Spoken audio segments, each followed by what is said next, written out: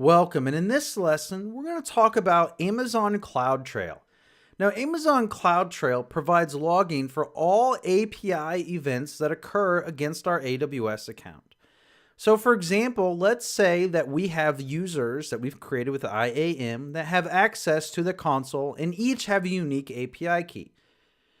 We've had an EC2 instance that's been terminated that was not supposed to be terminated and caused issues inside of our production environment. Well, because we have enabled CloudTrail, we can now go back and see what user and what API key actually performed that termination on the EC2 instance. Because if you remember, inside of IAM, each user has an API key. You can't have an API key on a role. So a user can be signed an API key so we can know what user's making that call. So again, even using the console, it's going to restore all of those events. So what I've done, I've actually opened up the Oregon region here. Why? Because in my North Virginia region, I've already started CloudTrail. And I have it enabled so you can see some of the logs that we've done. But I'm going to configure it from scratch here. Then we'll dive over to the North Virginia one that I have set up.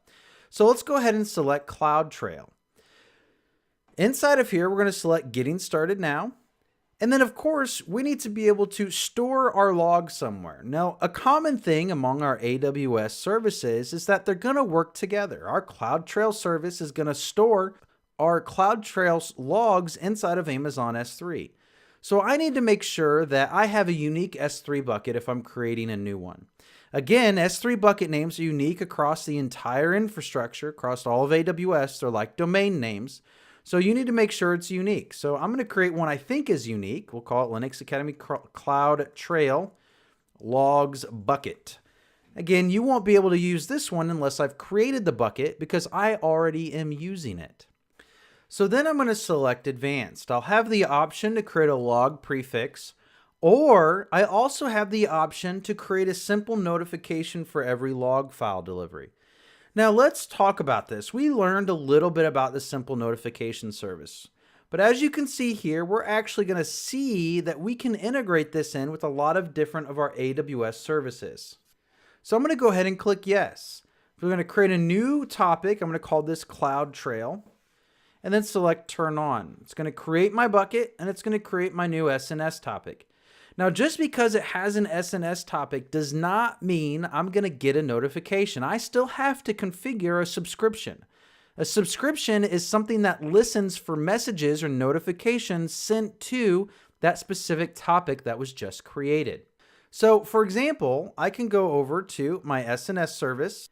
Inside of SNS, if we go under Topics, we see that we have CloudTrail. Now, if I were to go to this topic by clicking on it, we're going to be taken to the other subscriptions, to the subscriptions that are subscribed to this topic. Now, SNS is good for sending notifications to mobile devices, sending text messages, sending emails, creating SQS messages inside of a queue. Let's say whenever a CloudTrail log has been sent to Amazon S3, we want to receive an email. Now, I can have any number of subscription endpoints in here. If I want to have all of my staff members get an email, I can create an independent email for each staff member if I want to go that far. Let's create a subscription. I'm going to create an email subscription, and I'll just put in support@linuxacademy.com. Now, you won't put this in here because that'll cause an issue, but you'll put your email address in there and you'll select Create Subscription. Now, you can't just arbitrarily put email subscriptions in there, random emails, because AWS is going to make you confirm the subscription. And you won't receive any messages until it's been confirmed. Now, once it's confirmed, you can actually publish your own message to a topic, and it'll go to every single subscription endpoint that we have. So again, if you have 5 emails in there, you can send a message that goes to all 5 emails as long as the pending subscription has been confirmed. So now let's also go back and look at CloudTrail one more time. In fact, what I'm going to do is I'm going to go ahead and go back to my North Virginia region. You're going to be in your same one. Like I said, I've already set this up twice. So you see that we have CloudTrail enabled and we have some logs here. We see that start logging is an event. That's an API call. So that is logged. Create trail, again, that's logged. Start instances. I started an EC2 instance and I terminated an EC2 instance, and then I also disabled logging.